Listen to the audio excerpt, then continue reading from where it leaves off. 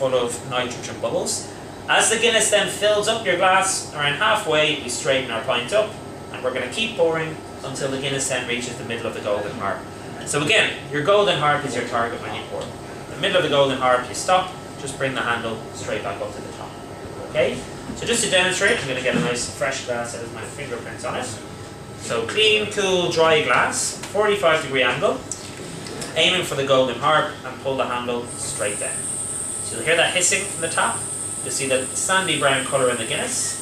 We then straighten our glass up and keep pouring to the middle of the golden harp itself, and stop. Okay, so that's the first part of the pour done. Now, as I said, what we've done here is we've released Guinness and carbon dioxide and nitrogen gas. So step number 4 is to settle. Now, what I mean by this, we allow basically the gases in the Guinness to settle down. So what we see here in the glass is what we call the Guinness surge. It's the iconic, and some say hypnotic, surge effect in the glass, where the nitrogen bubbles, basically in this cascading effect here, they float up to the top of the Guinness and they create that lovely smooth head on top. Okay, so of all the variants, this Guinness draft here is the one that we really say, excites the senses. So you hear the hissing sound, you're patiently watching the surge taking place, start salivating as it takes place. You'll see the dark ruby red colour now starting to emerge from the bottom. Once the Guinness goes fully dark, when the head is nice and thick, then you know you're ready for the second part of the pour. Okay, but this is also where the patience comes into play. Very important to have a bit of patience with Guinness draft. For the perfect pint, it takes 119.5 seconds. It can be the longest 2 minutes of your life, waiting for your perfect pint of Guinness, but it is worth it in the end. You'll see now it's nearly gone fully dark, so just to explain the second part of the pour, this is what we call back for black with a pint of Guinness. Okay, it's our top up. What we want to do here is we want to float the head of the Guinness just up, slightly over the top of the glass. Emphasis on the word slightly here. You don't want to get too greedy with the Guinness. If you keep pouring, it'll inevitably spill over the side of the glass. But you can pour slightly proud of the rim because the glass, the Guinness glass, the chewed up glass here, narrows at the head. So it'll cling on to the head of your Guinness beer. Okay? Also, we pour to the golden harp. And by pouring to the golden harp, we're actually pouring to the widest part of the glass. So you're giving the head the best opportunity to fully form.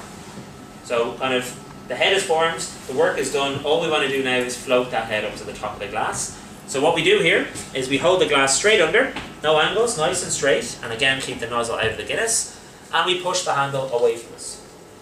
Pushing the handle forward like this releases more Guinness, but it releases more pure Guinness, very little nitrogen gas. So keep pushing the handle forward, as I said, until the head of the Guinness comes slightly over the top of the glass. With Guinness, you always want that lovely curved cappuccino-like dome effect on top.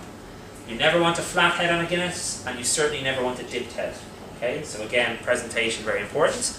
So just to show you here, I'm going to hold it straight under, push the handle away, and we're going to float the head slightly proud of the rib. Okay, and last step, number 6, is presentation. So you proudly present your perfect pint with the Guinness name and the Guinness harp always facing outwards as well to your customer. So presentation is key as well. So as I said, 6, very straightforward steps at the end of the day, but 6 very important steps to reaching that perfect taste experience, the ultimate goal at the end. Now, for whatever reason, sometimes some of these steps can be ignored or forgotten about, and that can have a knock-on effect then on the end quality of the Guinness. Okay. So I know some places, I had a group in here before you guys from the UK saying over in the UK they tend to pour their Guinness all in one go, and if you get the head, it will expand obviously when you pour to the top, spills over the side of the glass, and you're getting a less than perfect pint of Guinness. So as far as we're concerned, the quality team are concerned, these 6 steps should be followed, and if they aren't, you're entitled to ask, could you pour me Guinness the way it's meant to be poured. That's what I would personally do that myself as well. You'll see now we present again step number 6. You allow the pint here to settle. You'll notice it'll be surging away again. We're not going to make you wait another 2 minutes. It takes a few seconds. It's always best to wait until the Guinness goes fully dark. And during that final surge as well, you'll notice the head will start to knit together. It'll act as a very tight seal on top of the Guinness. So you'll be able to pick up your Guinness and kind of move the glass around a bit as well. And you'll see again that kind of clingy effect in the top of the glass. It'll hold onto the head of your beer as well. So that's the serving ritual. As I said now, part of this experience, there is a serving ritual with all of our Guinness variants, and there's a drink